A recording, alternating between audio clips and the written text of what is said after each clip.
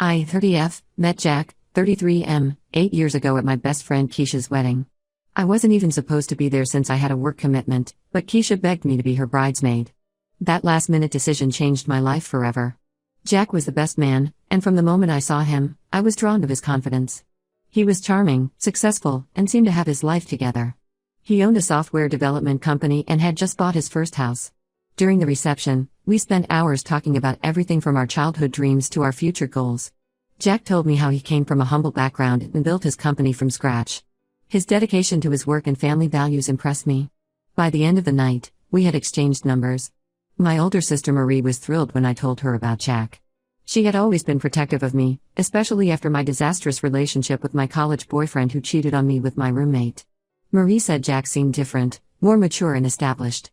She encouraged me to give him a chance despite my hesitation about dating again. Our courtship was like a fairy tale. Jack would surprise me with thoughtful gifts and plan elaborate dates.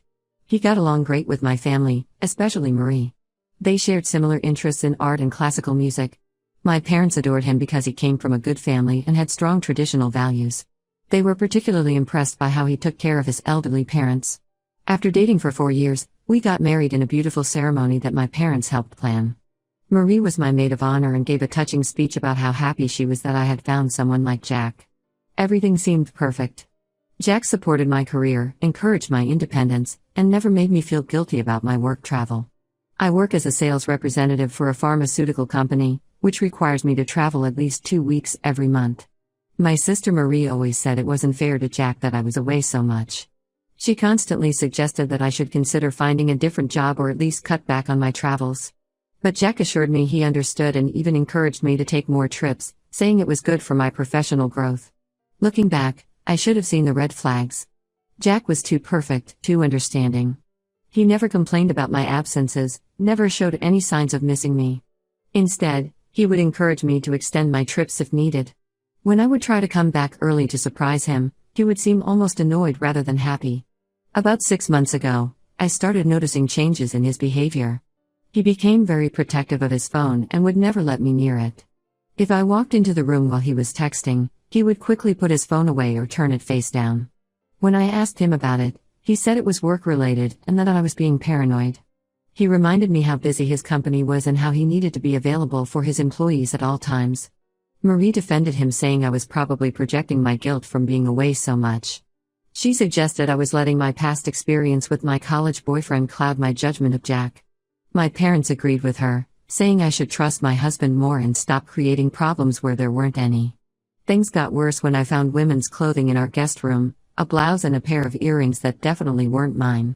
When I confronted Jack about it, he had an explanation ready. He claimed they belonged to his co-worker Hannah, who had stayed over during a late-night project when her car broke down. The explanation seemed reasonable, but something felt off. The blouse was exactly Marie's style, but I pushed that thought away, not wanting to let my imagination run wild. I tried talking to my parents about my suspicions, but they dismissed my concerns. My mom said I was being paranoid and that Jack was a good man who would never cheat. My dad suggested that maybe if I was home more often, I wouldn't have these insecurities. They made me feel like I was going crazy. Last month, I had to go on a business trip to Chicago for a week-long conference. The night before I was supposed to leave, Jack seemed unusually excited and kept asking me what time my flight was. I told him it was at 8 a.m. That morning, I drove to the airport but couldn't shake off the feeling that something was wrong. For the first time in our marriage, I decided to trust my gut. I turned around and went back home. When I pulled into our driveway, I noticed Marie's car parked a block away. My heart started racing as pieces started falling into place: the mysterious clothes, Jack's protectiveness over his phone, Marie's constant defense of him. I quietly entered the house using my key and heard voices coming from upstairs. I quietly went up and found Jack in our bedroom with Marie. They were both naked in our bed, the bed Jack and I had picked out together when we first got married. When they saw me, Marie quickly grabbed her clothes while Jack just stood there looking angry rather than guilty. It was like he was annoyed at being caught rather than ashamed of betraying me. What happened next shattered my world completely. Instead of apologizing, they both started yelling at me. Marie said I was never there for Jack and that he needed someone who could give him proper attention. She said I was too focused on my career to be a good wife. Jack joined in, saying he and Marie had genuine feelings for each other and that they had been seeing each other for the past 2 years. My sister even had the audacity to say that Mom and Dad knew about their relationship and were okay with it because they thought Jack deserved better than me. She said they had been having Sunday dinners together at our parents' house while I was away on business trips. My parents had been hosting my husband and sister's affair under their own roof. I left the house in shock and drove to my parents' place, hoping Marie was lying about their involvement. But when I got there, I discovered the full extent of the betrayal. My parents admitted they knew about the affair. My mom's explanation made me physically sick. She said that since Marie couldn't have children of her own due to a medical condition, they thought it would be nice if she could have a family with Jack. They had been encouraging the affair because they believed Marie and Jack would make a better couple. According to my mom, Marie had always been envious of my ability to have children, even though Jack and I had chosen not to start a family yet due to my career. My parents thought it was selfish of me to deny Jack a family when my sister, who couldn't have children, was ready to give up everything to be with him. I packed whatever I could and moved in with my friend Keisha. Jack sent me divorce papers the next day through his lawyer. My entire family is acting like I'm the one who did something wrong. They keep saying I should be understanding of Marie's inability to have children and that I should be happy my sister found someone who loves her. The betrayal from my family hurts more than Jack's infidelity. I never thought my own parents and sister would conspire against me like this. Update 1: after my last post, things got even more complicated. Keisha has been my rock through all of this. She was the one who suggested I get tested for STDs since we had no idea how long Jack had been cheating. Initially, I resisted the idea because I trusted that Jack had been faithful until Marie came into the picture. But Keisha reminded me how Jack's behavior had changed long before I caught them. I made an appointment at a clinic far from our neighborhood, scared of running into anyone who might know me. The waiting was terrible. Every minute felt like an hour as I sat there thinking about how my life had fallen apart in just 2 weeks. The doctor was kind and understanding, but that didn't make hearing the results any easier. I tested positive for chlamydia. When I called Jack to inform him about the STD, his reaction was exactly what I should have expected but still shocked me. Instead of apologizing or showing any concern, he accused me of sleeping around during my business trips. He said my constant traveling made it impossible for him to have given me an STD since we barely saw each other. The worst part was hearing Marie in the background, agreeing with him. After that call, I spent hours crying in Keisha's guest room. She suggested we do some digging into Jack's past since his reaction seemed practiced, like he'd done this before. We started with his email accounts. I still had access to our shared cloud storage where Jack kept most of his old emails backed up. He probably forgot I could still access it. What we found made me physically sick. There were hundreds of emails between Jack and Marie going back almost 3 years. They had been planning this for longer than I imagined. The emails revealed how they coordinated their affair around my travel schedule. Jack would tell Marie when I had trips planned, and they would arrange their meetings accordingly. They even had a shared calendar marking my travel dates as their special time. But it got worse. We found emails where they discussed strategies to make me focus more on work so they could spend time together. Jack had been encouraging me to take more business trips not because he supported my career, but because it gave him more time with my sister. He had even suggested I apply for promotions that required more travel.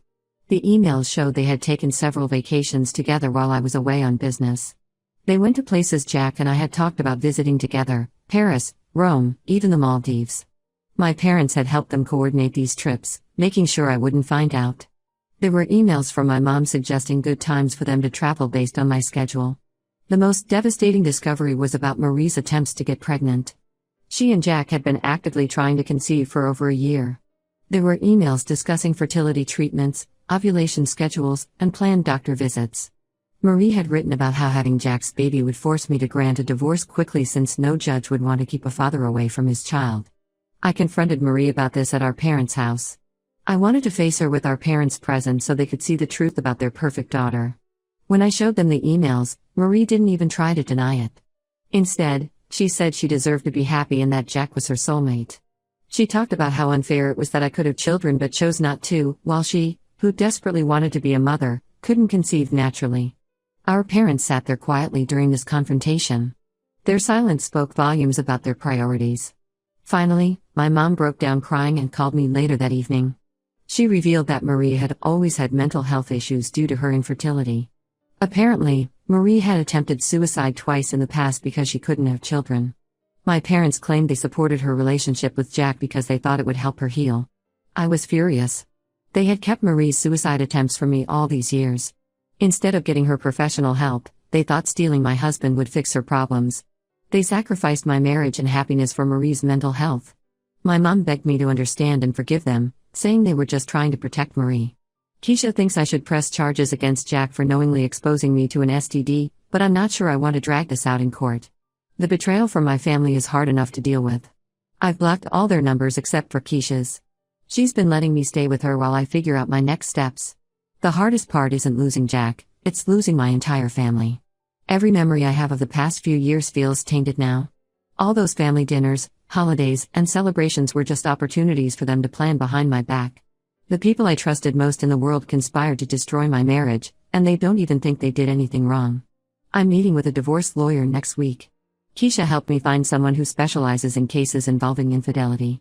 I want to make sure Jack doesn't try to twist this around and blame me for the end of our marriage. I have copies of all the emails as evidence of their affair. At least I have that. Update 2. Just when I thought this situation couldn't get any worse, more secrets started coming out. Last week, I received a message on Facebook from Emma, who works at Jack's company. She said she had been wanting to reach out since she heard about our divorce but was scared of losing her job. After meeting for coffee, she revealed things about Jack that made me realize I never really knew him at all. According to Emma, this wasn't Jack's first time destroying a marriage. At his previous job in Seattle, he had an affair with his boss's wife while being married to his first wife, Rebecca. The affair went on for almost a year before it was discovered.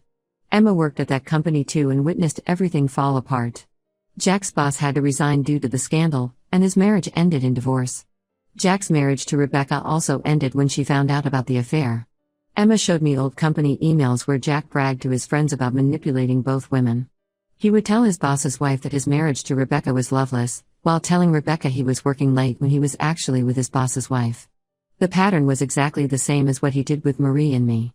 But the revelations about Jack weren't even the worst part. Emma also told me that Jack's relationship with Marie wasn't as perfect as they pretended. She showed me screenshots from Jack's active dating profile where he claimed to be single. The profile was created just 2 weeks after I moved out.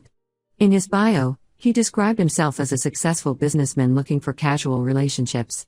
Emma had seen Jack with different women at restaurants around town. He would introduce these women as business clients, but their behavior suggested otherwise. She even showed me photos she had taken of Jack kissing one of these women outside a bar last week. The woman wasn't Marie. When I showed these screenshots and photos to Marie, she refused to believe me.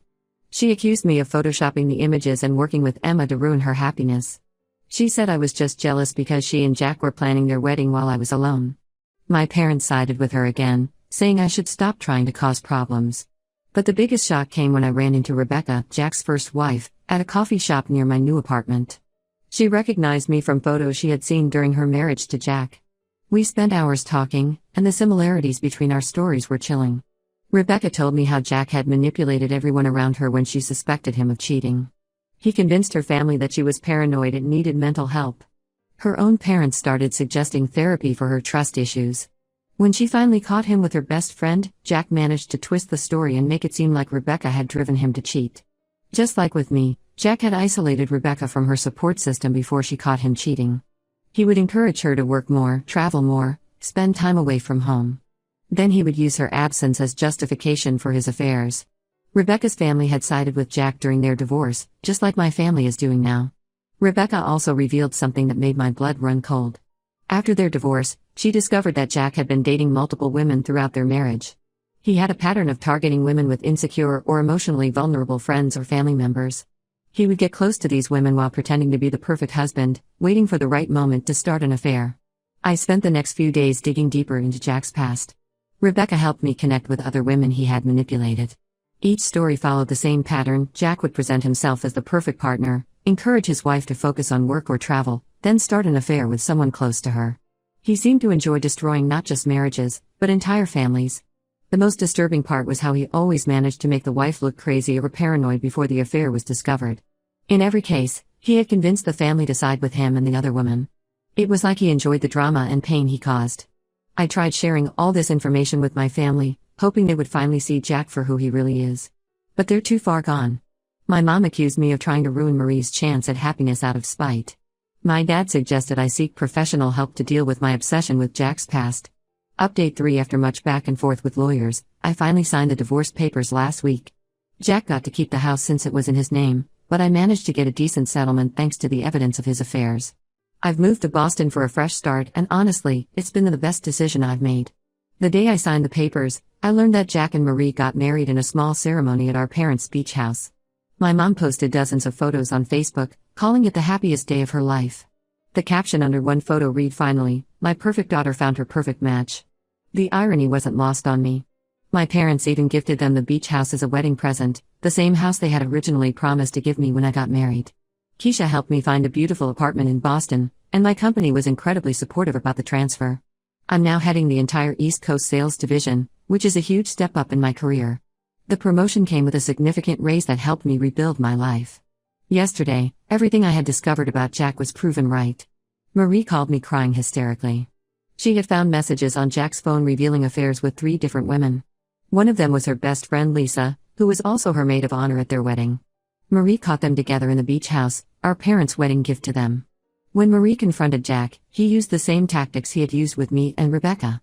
He blamed Marie's infertility issues for pushing him away, saying he needed someone who could give him children. He told her she was paranoid and needed mental help. The exact same script he had used before. Marie begged me to let her stay with me in Boston until she figured things out. She said she had nowhere else to go because she was too embarrassed to tell our parents. She apologized for everything, saying she finally understood what she had done to me. But her apology felt hollow, coming only after Jack had hurt her too. I refused to help her. I told her that she made her choice 3 months ago when she married my husband and celebrated with our parents while I was alone. I reminded her how she had dismissed all the evidence I had shown her about Jack's past affairs. She cried harder, saying she was my sister and family should forgive each other. The hypocrisy was astounding. My parents found out about Jack's affairs through Marie. Instead of admitting they were wrong about him, they called me to blame me for not warning them properly about Jack's past. My mom said I should have tried harder to convince them. My dad suggested I should come home and help Marie through this difficult time since I had experience with Jack's cheating. I blocked their numbers after that call. I've realized that my family will never acknowledge their role in destroying my marriage. They'll always find a way to make everything my fault. Keisha says I should be glad to be rid of such toxic people, and she's right. The silver lining in all of this is that I've built a new life for myself. I have a great job, a beautiful apartment, and real friends who support me. I've started dating again, casually, but I'm in no rush. I'm focusing on my healing and growth. Emma and Rebecca have become good friends. We meet regularly for coffee and help each other process our experiences with Jack. There's something therapeutic about sharing stories with women who truly understand what you've been through. Sometimes the best thing you can do is walk away from toxic people, even if they're family. Blood relation doesn't give anyone the right to betray and hurt you. I'm done feeling guilty about choosing my peace over their drama.